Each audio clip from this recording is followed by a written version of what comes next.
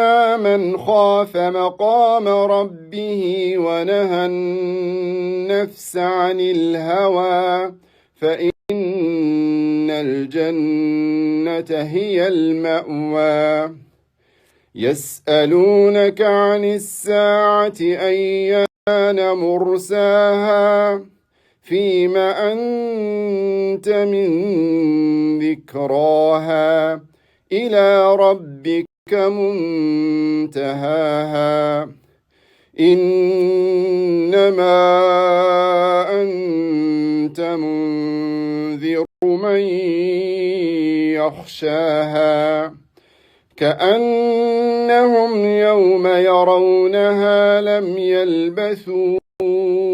إلا عشية أو ضحاها